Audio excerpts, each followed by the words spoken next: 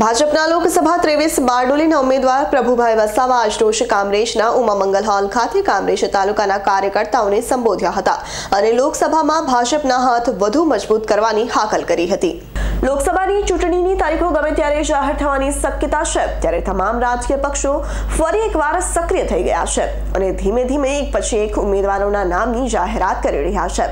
ભાજપા દ્વારા પણ ગુજરાતના 15 જેટલા ઉમેદવારોના નામોની જાહેરાત કરી છે।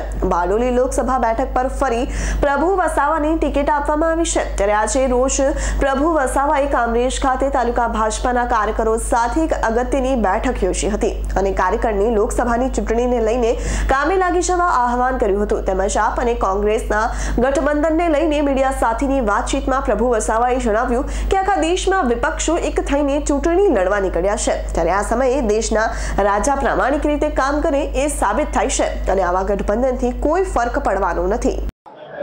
દેશની જનતાએ સમજી લેવું જોઈએ કે જ્યારે વિપક્ષો એકજૂટ થાય ત્યારે એ ફલિત થાય છે કે દેશના રાજા કે દેશના પ્રધાનમંત્રી પ્રામાણિક છે અને નેક દિશામાં પ્રજા કલ્યાણના કામો આગળ કરી રહ્યા છે। એટલે ગમે એટલા વિપક્ષ એકજૂટ થાય તો પણ ભારતીય જનતા પાર્ટીની જે સરકારમાં એક જરૂરિયાતમંદ ગરીબ, કિસાન, મહિલા અને યુવાઓ માટે જે યોજના બનાવીને આ દેશને એક નવી દિશા, વિકાસની નવી દિશા આપી છે, ત્યારે આમાં નરેન્દ્રભાઈ મોદી સાહેબ માટે સૌ મતદાર ભાઈઓ બહેનો એમાં મતદાન કરશે અને ફરી વખત નરેન્દ્રભાઈ મોદી સાહેબને ઐતિહાસિક રેકોર્ડ સાથે વિજેતા બનાવીને પ્રધાનમંત્રી બનાવશે।